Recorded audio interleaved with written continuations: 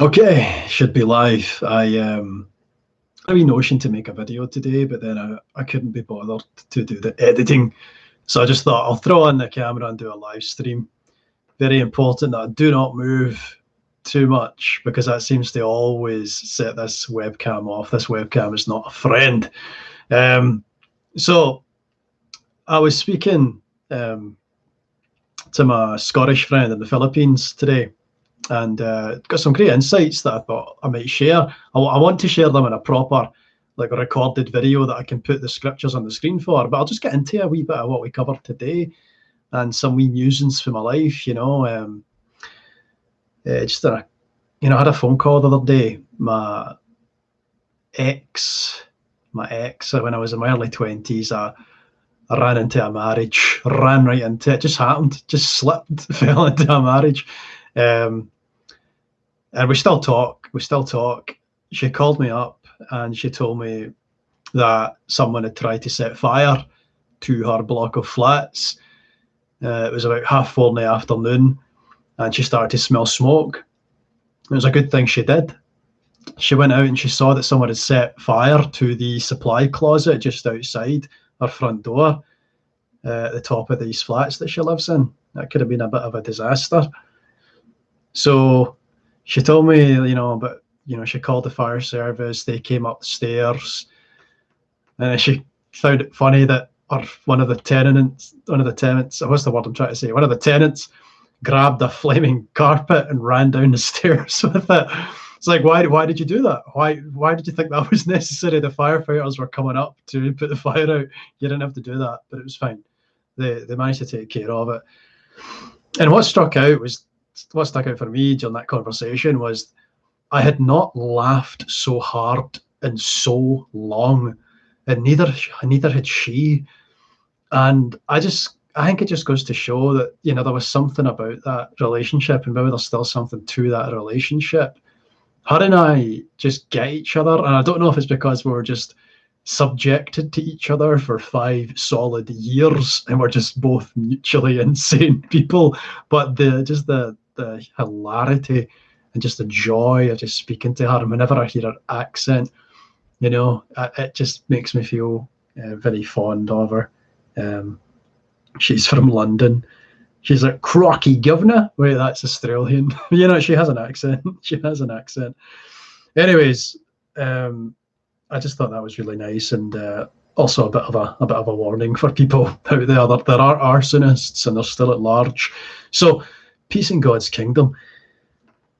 I just want to read something first from Isaiah chapter 2.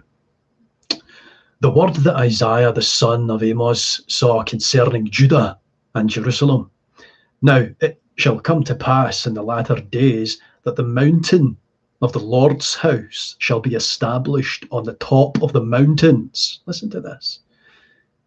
And shall be exalted above the hills, and all nations shall flow to it. Many people shall come and say, come, and let us go up the mountain of the Lord, to the house of the God of Jacob. He will teach us his ways. So we're going up this mountain to get taught the ways of the God of Jacob, right? Okay. And we shall walk in his paths. For out of Zion shall go forth the law, and the word of the Lord from Jerusalem. Okay, we're getting a lot of geography here, a lot of topography, talking about the hills, talking about Zion, Jerusalem. He shall judge between the nations and rebuke many people. And here we come to a point. They shall beat their swords into plowshares and their spears into pruning hooks. Nation shall not lift up sword against nation, neither shall they learn war anymore. And as someone who advances the preterist position, there are people who will read this and say, well, look, I am waiting in expectation for the fulfillment of this scripture. I don't see anybody hammering a plowshare into a sword. Do you, Mr. so-called preterist, with your smug ways? So Here's a couple of wee notes. Here's a couple, before we even get into the topic of the video, here's a couple of wee notes. We're going up a mountain. Right, we're going up this mountain to learn and get taught the truth. Right, because we have to go into this temple, presumably. We need to go up this mountain to learn the truth. I'm really harping on about that. Why is you doing that? Why am I talking about those things so much? You know, even if you're not a preterist, even if you hate the preterist position, you know why I'm saying that. So in John 4, it's John 4, chapter 4. I'm just going to jump to this. Oh, here we go. This is where the gymnastics come in. Can I put this into the computer without mussing up my camera? Because my camera is very sensitive. John 4, right? And I don't want to just start reading John 4:24. That's the scripture I want everyone to have in mind here. But I'm going to go John 4:19 to 23. Let's get the juicy context in there. Right, here we go. The woman said to him, "Sir, I perceive that you are a prophet. Our fathers worshipped on this mountain, and you Jews say that in Jerusalem is the place where one ought to worship." Now, I have just read from Isaiah. There's a lot of talk about mountains getting worshipped on there. I know she's talking about mountains as well. Jesus said to her, "Woman, believe me, the hour is coming when you will neither on this mountain nor in Jerusalem." That's very interesting, Jesus, because Isaiah's just told us that we're all going to flow into Jerusalem and go up a mountain to hear to get taught in the ways of the instructions of the God of Jacob. What are you saying, Jesus? Jesus is saying, you will neither go on this mountain nor in Jerusalem to worship the Father. You will worship, he says about the Samaritans, you worship what you do not know. We know what we worship, for salvation is of the Jews. But the hour is coming, and now is, when the true worshippers will worship the Father in spirit and truth. For the Father is seeking such to worship him. Okay, so Jesus tells us emphatically there that in fact, in his time, because he says the time is coming and now is, that we shall worship in a particular way. Now, was that particular way, you tell me, on a mountaintop, or in a temple? It wasn't. By the word of our Messiah, we know that it's spirit and truth. This is the manner in which God will be expecting this worship. Okay. So, going back to Isaiah, right? Let's have a little look here, cheeky gander at Isaiah again. So Isaiah, it says, "Come, let us go up the mountain to the Lord, to the house of the God of Jacob. He will teach us his ways." Interesting, right? So it's telling us to go somewhere, but we hear something very different for Jesus. We hear something very different from Christ. He tells us in John, oh boy, here we go, John 24, right? John 24, verse 23 and verse 26. Did I get that right? It's always a gamble. I don't know. There is no. John 24 is not coming up for me there. But you know what? That's fine. That's fine. Don't you judge me. Don't you? I can hear you. I meant to say John 14. I meant to say obviously I meant to say John 14 because I'm very, very biblically orientated. John 14:23. Jesus answered and said to him, "If anyone loves me, he will keep my word, and my Father will love him. And we will come to him and make our home with him." And then in John 14:26, "But the Helper, the Holy Spirit, whom my Father will send in my name, he will teach you all things." What was that word? He will teach you all things. This is interesting language because Isaiah 2 is telling us we're going to flow into Jerusalem. We're going to the hilltops. We're going to the temples to be taught, to be instructed, to learn of the God of Jacob. But here Jesus is telling us, not in a mountaintop, not in a temple, not in Jerusalem, but in spirit and truth. And in fact, that spirit's going to come and make its home in you. Isaiah 2 says we're going to get taught the law. Jesus tells us the law is going to be written on our hearts. If you look at Isaiah 2 in light of all this, and you think to yourself, we're talking about geography and topography. If you are caught up in that materialistic sense of the scripture, do you not think that perhaps you're missing out on something? Do you not think perhaps there's more being spoken about than geography, than us all doing this big journey? Every nation, in fact, squeezing itself into Jerusalem to go and learn. Maybe you can make sense of that. We'll go different days of the year and stuff like that. We'll work out the logistics doing the path. Nobody's thinking that. That there's nobody that doesn't, like, if you hate preterism or whatever, you don't really believe in preterism, and then you probably still agree with everything I'm saying at this point, right? There's a spiritual dimension to this. Isaiah 2, you cannot expect it to be fulfilled in that kind of, crazy, just of the letter kind of fashion. I'm just assuming this is all working, by the way. I see that somebody's liked the video, so I know you can hear me. I haven't checked the audio, but unless you're really good at reading lips or it's some kind of a miracle, we'll get into some of that. Like, somebody said something, but again, I've told you, if I move, I'll muss up the camera. I might already be mussed up, and I've got really bad vision. Great show. Hope everyone's keeping safe during these weird times. There we go. My eyesight is not too bad, although I can't read 2 feet in front of me. I can't even see the name. Thank you very much for that comment. And I just want to say as well, I don't know if this person still watches my channel, but I was very close to a girl who works in healthcare. And if she does watch these videos anymore, I just want to say I'm thinking about you and you're in my prayers. And thank you for the work that you do. In fact, there's another person I know that's in. No, she doesn't watch my videos. That's fine. Thinking of Alice. She was a nurse in a children's hospital, but that did not end well. Okay, so that's Isaiah 2, but we didn't even get to the bit I was going to talk about. We didn't even get to the portion of Isaiah 2 that I was going to mention because there's so much in there to look at.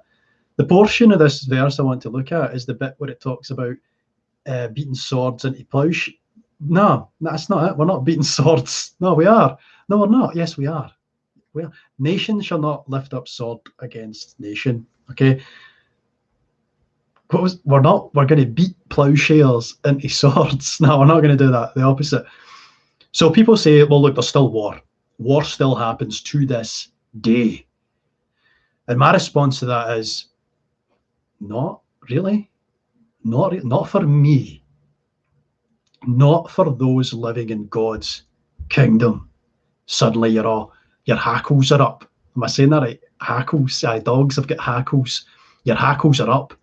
What do you mean there's no war where you're coming from? What I mean is, nation shall not lift up sword against nation.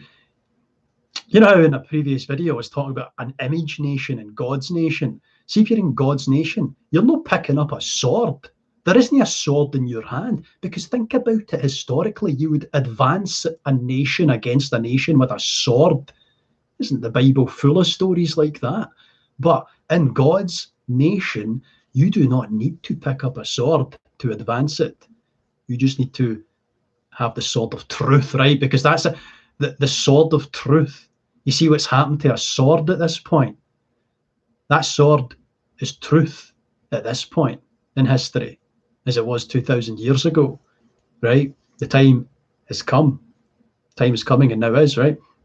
So that's the point I'm going to make. And I know I might be asking some of you to think about, well, all right, I'll give you the benefit of the doubt for now, but you're going to have to explain that a wee bit. And I will get into that. I will explain it a wee bit more than that. And one of the ways I'm going to do it actually is by telling you a wee experience from this guy. I'm speaking to a Scotsman. I'm going to call him Peter from now on. We're going to refer to Peter. He's in the Philippines, right? And he's doing his job, and he's working late, right? He's working late, and as he's working away, this woman comes up to him and says to him, "No rest for the wicked. No rest for the wicked." And he's continuing about his work contentedly. And he responds with this: "Would you believe me if I said I'm at rest right now?" So she said, "No rest for the wicked." Yeah, no rest for the wicked. A wee expression we say to each other from time to time. And he's responded, "Would you believe me if I said I'm at rest right now?" And that's it. Because if you've read through Genesis and all the rest of it, that we talk about this rest in the seventh day and how we're sort of in that now. We're in the victory now. And so my friend Peter there, he comes away with something there. He said something really profound, and whether that landed in the ears of this woman or not, that's in her heart. But that's a very profound statement. He's going about his work. He's content at heart. It might look like hard work to you if you're in the image nation, but see, if you're in God's kingdom, it's not hard work. You're not at war. You're at peace. You have a great peace inside of you, and you live in that wonderful peace. And I think that's fantastic. And just to underline that, that's Isaiah 2 I was talking about, right? How about Isaiah 9:7? How about Isaiah 9? "Of the increase of his government and peace, there will be no end." Just think about that. Jesus has just talked about how the time that's coming and now is. If Jesus is saying the inauguration of that time period is back then, repent for the time is at hand, right? He's saying it's at hand 2,000 years ago. John's saying it's the last hour. Jesus says you'll not finish going through the towns of Israel before the Son of Man comes. Jesus says some of those of you listening to me now shall not taste of death until the Son of Man comes in his kingdom. All right, here we go. "Of the increase of his government and peace, there will be no end upon the throne of David and over his kingdom, to order it and establish it with judgment and justice from that time forward, even forever. The zeal of the Lord of hosts will perform this." My goodness, right? So that kind of underscores this whole thing for me. And I see we've got a couple of comments. Shalom from Florida. Thank you for that. Ahoy from Australia. God bless everyone. Wonderful. And I have to say, Florida, it's the only place outside of the United Kingdom I've ever been to. Well, I've been to Ireland, the Republic, and I've been to Florida, and how wonderful an experience that was. I love the palm trees. I love the lizards you have running around. Beautiful place. And then Australia, I know it has some wonderful things in it. I'd love to get there. So here we go. So peace in God's kingdom, right? Peace in God's kingdom. How is there peace? Because that kingdom has been established, and it is a kingdom of peace. Now, the only way you're not going to know that, the only reason you're going to have confusion in your heart, the only reason you're going to feel that there isn't a peace in the world is if you're still maybe just 1 foot in to understanding the things of the kingdom, or 1 foot in the kingdom and 1 foot in the world. And I'm not making any judgments about your eternal state. I'm not going to sit here and tell you you're going to hell if you don't get all of this. You know what I mean? I'm pretty sure that God is a lot more merciful and graceful and nurturing than a billion mothers, as I've heard it said.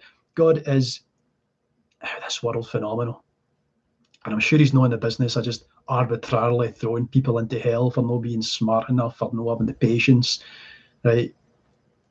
If you've got a decent heart on you and you're inclined to learn the truth, but you're a bit of a stubborn so and so, I'm sure God knows you. anyways, if you don't understand it all, I think it's because there's an issue there with getting the truth right.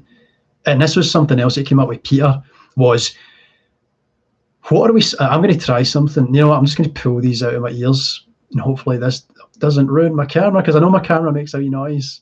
I know it makes a wee noise. There we go. Did it? I think it's fine. So it's just, it adjusts the focus and it clicks over sometimes, and I know it's not a nice noise. What are we saved from? Lies. Lies and confusion. That's what we're ultimately saved from. Christ's flesh and blood are truth. And if we ask for that daily bread, we're asking for communion in truth, with truth. You know, I've heard it said that asking for your daily bread is like asking for your work as well. It's the same concept, you know, truth is bound up in that. So when we ask God, when we ask God questions, what we're fed is truth. That is what communion is. So we're saved from these lies and confusion. And when we fast, this is an interesting one as well, the idea of fasting. When we fast, what we're fasting from, it's kind of like, you know, the mistake that Eve made going for that apple from the tree of the knowledge of good and evil, right? It's almost like we're fasting from that fruit. We're fasting from the fruit of the tree of knowledge and good and evil, right? And some people have likened that to like, you can liken that to a lot of things. There's a lot of places you can go with that, like whether it's human beings waking up to consciousness and having an idea of the future and dread and all these kinds of things, right? But bear this in mind. There was another tree in that garden, and it was a tree of what? Of life. And what is life? You could say it's Jesus Christ. And what is Jesus? What does he embody? Truth. So there was a tree of knowledge of good and evil, essentially, right? And there was a tree of truth. There was a tree of truth there, right? There was a fruit to be eaten that was truth. But that tree was never tasted of till now. Now we've got access to it. Indeed, now it's described as a spring of water, a well that rushes up into life, right? And we can just go and cup our hands and drink from it. We all have that free access to it. So, yep, the fruit that what we want to do when we're fasting is we want to fast from the fruit of the tree of knowledge of good and evil. Okay, so we have a tree of life that's not eaten of, and it stands as a symbol of truth that was rejected for worldly knowledge. And you know, if you blend your ear into the world, it can be difficult to discern the things of the Spirit, because the world's telling you we're at war and it's without end. The world's telling you God's kingdom didn't come. The world is telling you Jesus Christ did not return. Am I not mistaken? Does it not say in the Bible that Jesus Christ will come shortly? It does. If you're a Christian watching this, you've read your Bible. Hopefully, at least the New Testament part. You've read that part, and you know in your heart of hearts. And this is me putting my preterist hat on, right? I know that not everybody's a preterist, but I've got my preterist hat on. You know in your heart of hearts, it says that Jesus is coming soon. He's coming soon. The world tells you he's no. The world tells you he hasn't come soon. But my wee suspicion is, and what I believe to be the truth is, Jesus, nothing held him back. Nothing held him back. When he said, I'm coming soon, when John said it's the last hour, when Paul said our salvation draws closer than we first believed, I believe that. I think Jesus arrived in power, and that was evident by the destruction of the temple at the time and the changing of the ways, right? That's what I think. And I think that's a wonderful wee truth to get into. And that's a bite from the fruit of the tree of life. I think so anyway. And I think every Christian sees and that's like, it's not all the truth. I'm not saying that's all the truth. I'm not saying you have to be a preterist to get all the truth. I'm not saying that. You don't have to be a Christian. Oh dear, I've said it now. I've put my foot in it now.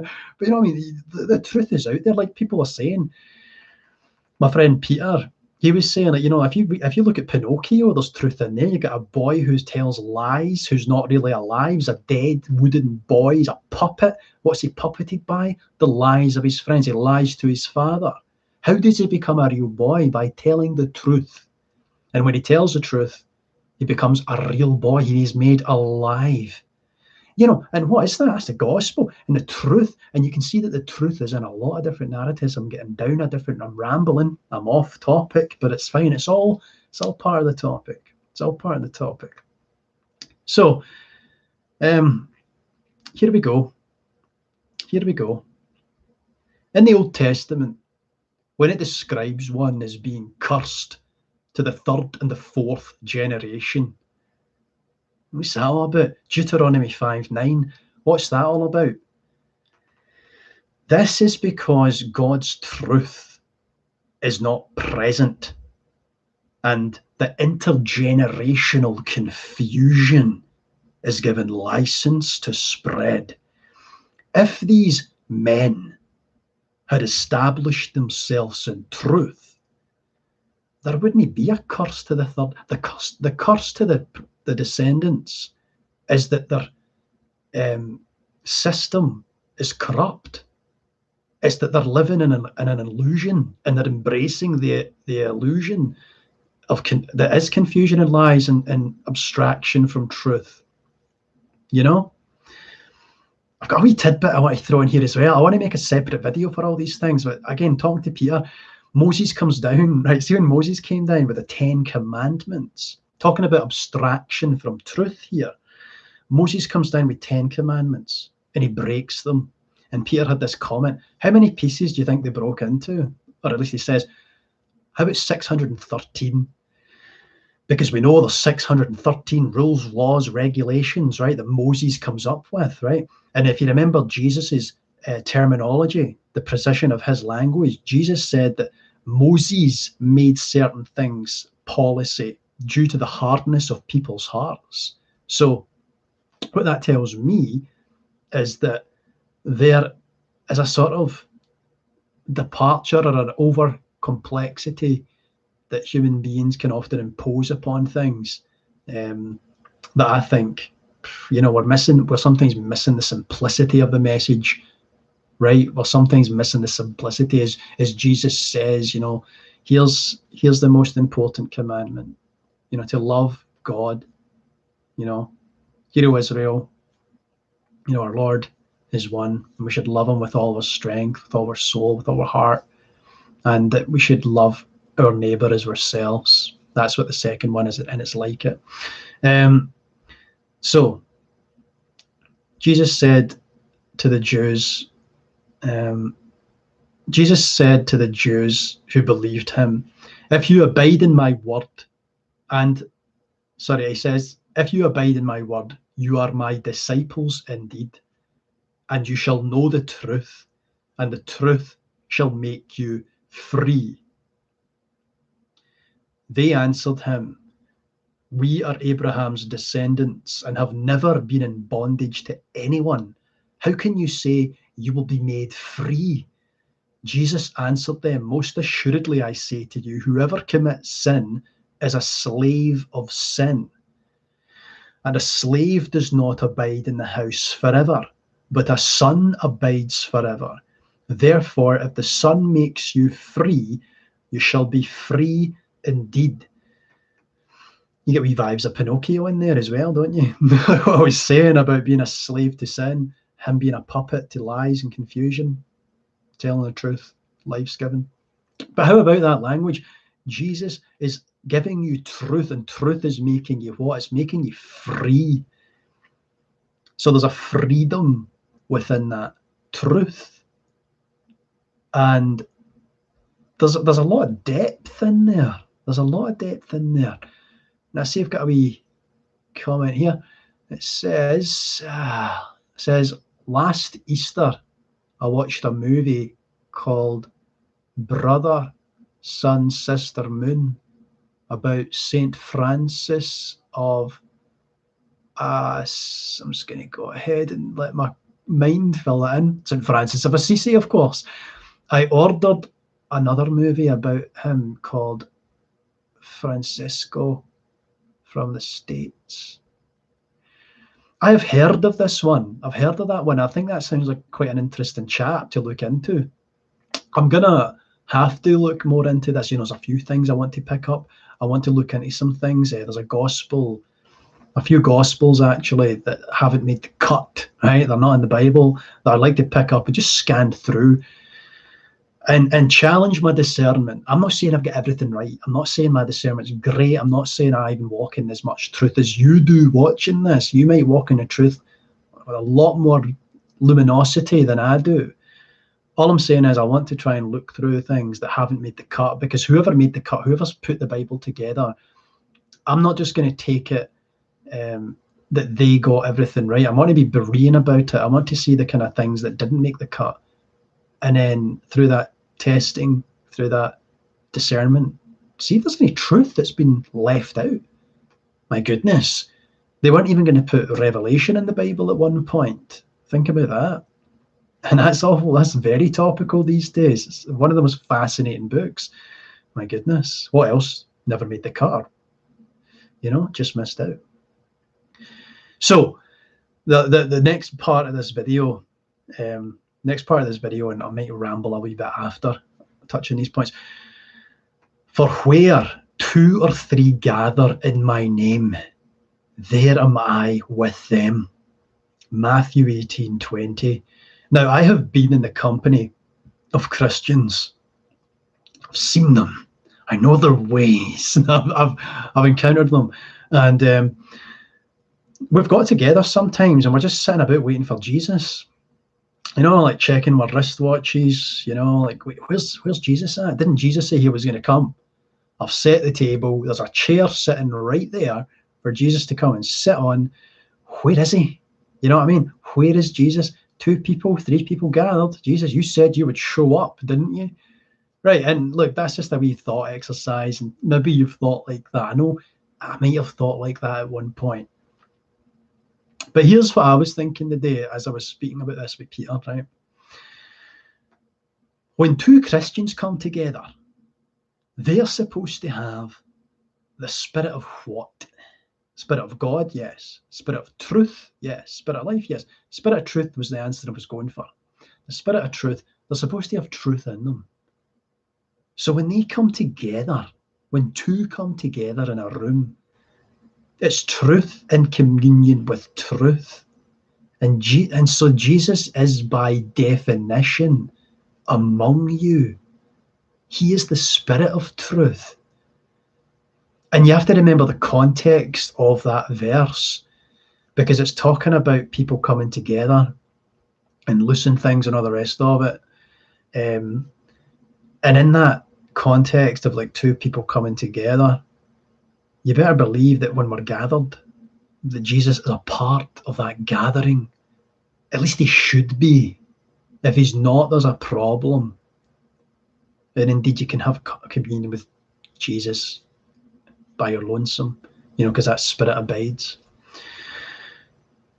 Here's an interesting one. Let's put it in here because it's relevant. In 2 Corinthians 3:17-18. Now, the Lord is the Spirit, and where the Spirit of the Lord is, there is liberty. But we all, with unveiled face, beholding as in a mirror the glory of the Lord, are being transformed into the same image from glory to glory, just as by the Spirit of the Lord. And the reason I put that in there is just that sometimes there's a contention about who the Spirit is. And this tells us that the Spirit, the Lord is the Spirit. Christ died and was resurrected, became a life-giving Spirit, a quickening Spirit in the King James Bible. I like that. I know that's a nice one because of the Highlander reference. Quickening Spirit. Okay, so this was me kind of reaching a conclusion here. And it's to conclude on this note here. In the world of religion, I don't remember what I wrote. This is going to be, let's see what I said. In the world of religion and spirituality, we need to be careful who we esteem and why we esteem. Yes, right. So in my past videos there, in the last 2 videos, I was speaking about Bill McDonald, and I've told you about his wonderful, fanciful life and the amazing experiences that he has to relate to people. Now, I'm not saying that these experiences did not happen. In fact, I hope they did, because of the richness and the colour and the vibrancy that that gives to life. It's amazing. You know what I mean? It's amazing. Like, I can't even go into some of the things he said that have happened to him. You know what I mean? It's funny, you know, just different cultures. You know what I mean? Like in Scotland, when someone comes out with something that just sounds really out there, there's just, and I'm sure across the world you have your wee things, but there's a comedian in Scotland who just would go like this. Is that right? Aye. Is that right? Aye. Just really underwhelmed. You're talking nonsense, right? But I recommend checking out Bill McDonald. But here's what I have to say about these people who are fanciful, crazy experiences. And you know I love a fanciful, crazy experience. Be careful who we esteem, because Paul the Apostle told us this. He said to us, you know, that I'm glad I didn't baptize you. You know, I'm glad Peter didn't baptize. I'm glad that I can't wipe my nose or the camera will go crazy. Itchy nose.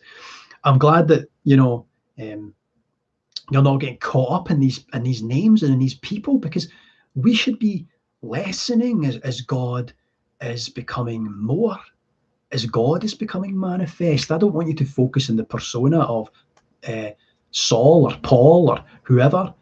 You know, I don't want you to focus on that. I want you to focus on God. And there's a great wee point here to be made about that. So I say, I know I like a flashy spiritual story. We have one in the gospel, right? The gospel. We have a resurrection in there, people rising from the dead, all these stories. And I enjoy these legendary journeys that people go on. Okay? But deeper than that, it's not about individual people. It shouldn't be about, not to say that people are not important, but there's something else behind that. Okay, it's not about the flashy experiences, we should say. And as I was talking to Peter today, this was the thing that came out. This is it here. What matters most is the hearing. What matters most is the hearing.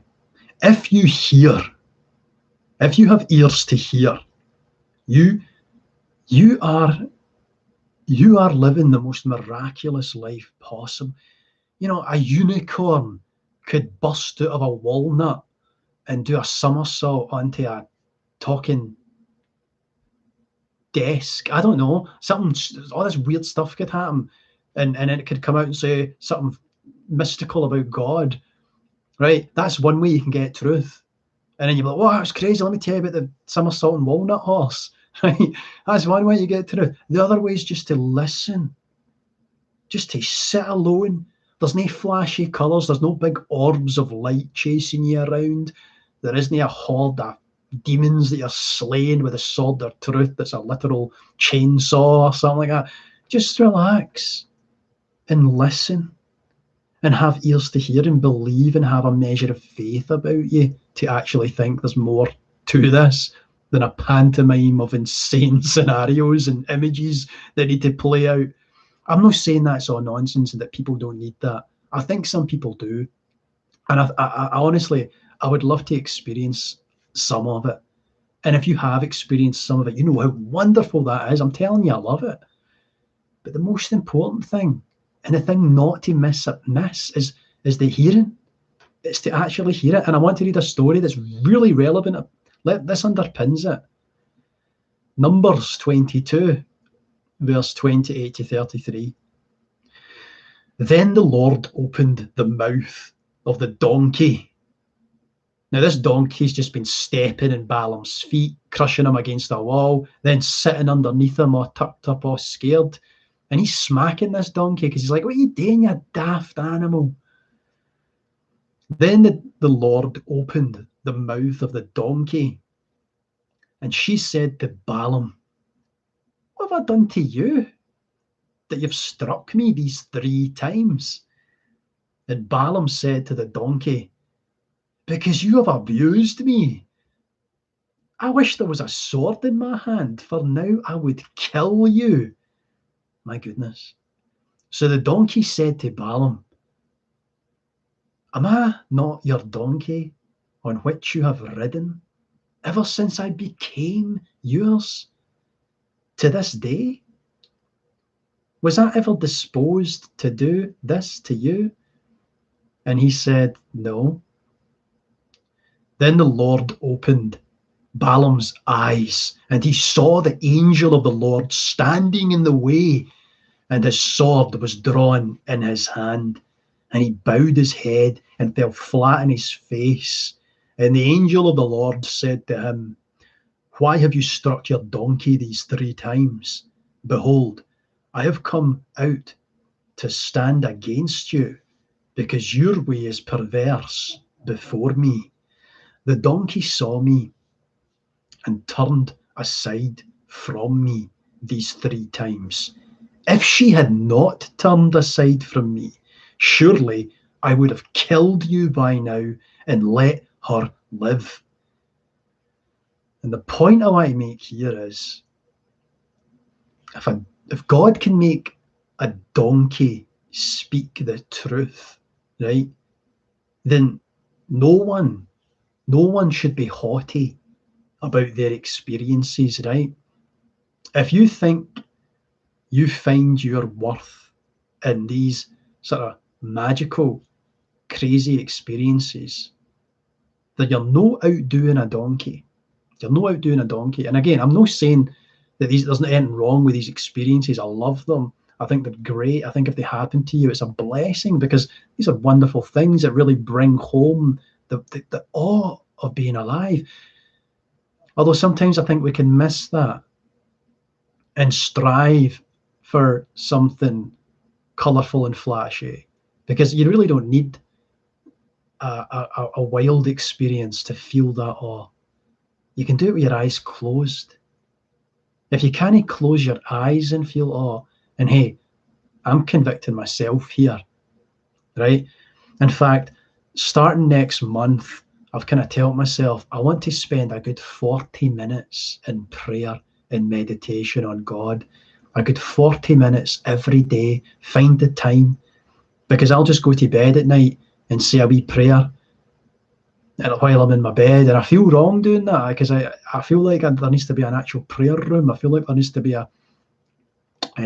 I would usually pray on my knees, no knelt, like on your knees, knelt over your bed. It's like a traditional image you sometimes see in films. Not quite that, but maybe I would have done that in the past. But now I'm just jumping into my bed. And of course, I like to keep the channel open and think I'm constantly praying to God in my thoughts. But I want it to be a bit more ceremonious and a bit more of a ritual practice, just to bring make that faith more evident. And you can join me in that if you want, starting next month, build up to it. I want to start, I don't know, I want to just rush into 40 minutes a day, actually. 40 minutes a day, find the time, find that time. So, here we go. Donkeys are having crazy experiences, you know what I mean? So you're no better than a donkey. And here's something else, right? Sorry about that hyper sibilant S. You sometimes hear me make an S sound and it's really high pitched. I don't know how to fix it. And if you think you're being Christian by not sinning, if you think you're following the way by not sinning, then you're losing to the grass the donkey eats.